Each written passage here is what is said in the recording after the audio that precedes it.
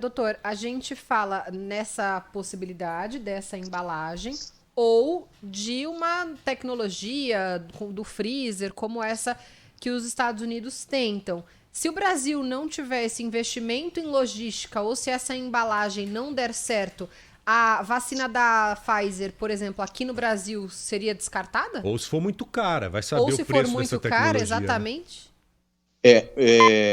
Está se falando num custo em torno de US$ 20 por dose, Nossa, né? É muito. Quanto custa um da gripe, mais ou menos, pra gente ter um comparativo? caramba, meu. Centavos. Já é Centavos. uma 20 vacina em larga dólares. escala. Então é muita Veja, diferença.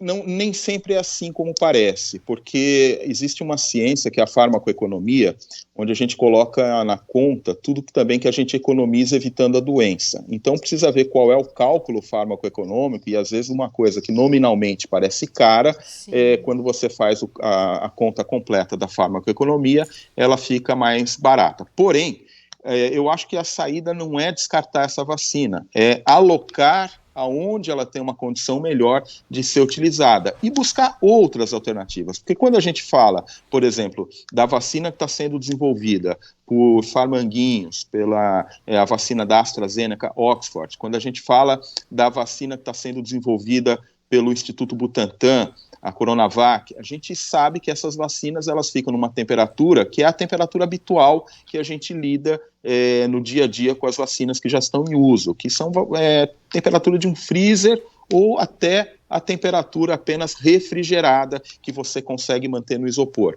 Então aí nós estamos falando de uma logística de você transportar a vacina até o centro de distribuição, colocar num freezerzinho, como as mamães, os papais, as pessoas que já levaram os filhos numa campanha de vacinação, vêm e você tira a dose ali e aplica. Então, essas vacinas, outras, que embora ainda não tenham revelado o seu dado de eficácia, né, na fase 3, mas que também são muito promissoras, elas não têm essa barreira da temperatura.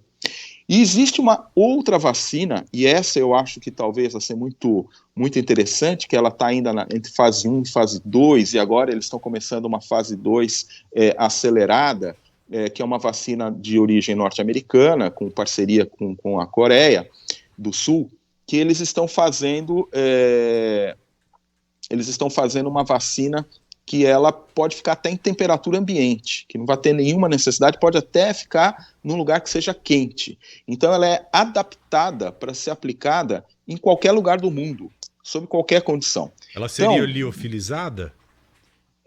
eles não declinaram qual é a tecnologia que eles estão utilizando, provavelmente passa por uma liofilização, talvez alguma reconstituição, mas o que a gente sabe até agora, e é o objetivo, ela desde o início, desde que foi desenhada, ela foi desenhada para ter essa característica, já pensando nisso que a gente está falando, Joel, antecipando problemas. Então, eles querem ter uma vacina que seja barata e que seja amplamente distribuída nas regiões do mundo que são mais carentes, mais pobres e que teriam dificuldade de ter vacinas que precisam dessa cadeia frio. O senhor disse que a vacina do Butantan, desculpe interrompê-lo, eu entrei no meio porque eu achei que o senhor tinha dado a deixa, viu?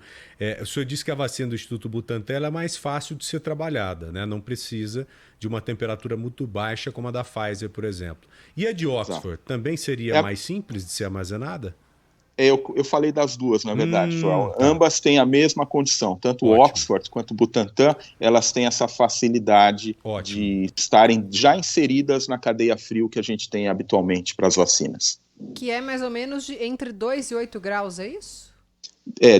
De 2 a 8, e às vezes a gente precisa, na fase de conservação, antes de distribuir, numa central de distribuição, você pode manter numa temperatura até menor, -6, algumas vão a -20, mas você tem que olhar exatamente qual vai ser a orientação do fabricante, porque você tem dois momentos, o momento da conservação e o momento do uso. E algumas vacinas, se você esfria demais, ela também desnatura as proteínas vacinais, você pode perder a efetividade. Mas essas vacinas elas vão ter uma temperatura um pouco mais baixa para conservação, algumas delas chegam a -20, -18, que é a temperatura de um freezer caseiro, não precisa de nenhuma infraestrutura, mas elas permitem que ao ir a campo para serem utilizadas, e aí não mais você tem que ter a conservação dela, porque é para uso imediato, que elas fiquem entre 2, 6 graus, 2 e 8 graus.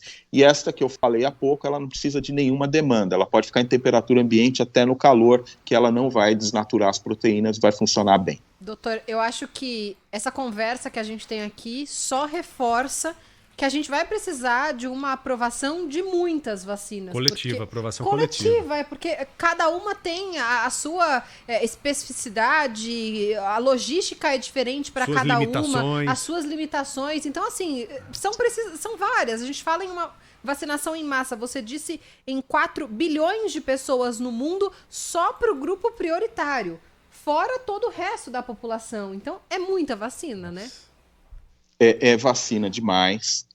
São vacinas que estão sendo utilizadas em 2 doses, então a gente tem a logística da primeira dose e a gente vai ter uma logística de uma segunda dose 3 a 4 semanas depois, porque senão a gente não vai conferir a máxima imunidade.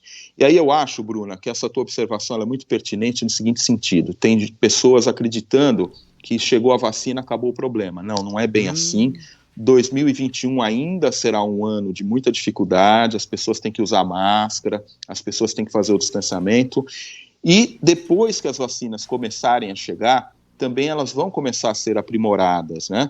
Então nós temos mais de 100 moléculas sendo estudadas, mais de 100 vacinas sendo pesquisadas, muitas em fase 1, muitas em fase 2, já algumas em fase 3, quase chegando no mercado, e cada uma delas vai trazer uma característica diferente. Então, a gente vai ter vacina de vírus vivo atenuado, nós vamos ter vacinas que são de proteínas, nós temos vacinas colocadas dentro de um vetor. Então, são várias as tecnologias e nós temos populações diferentes, que a gente está falando, basicamente, de adultos.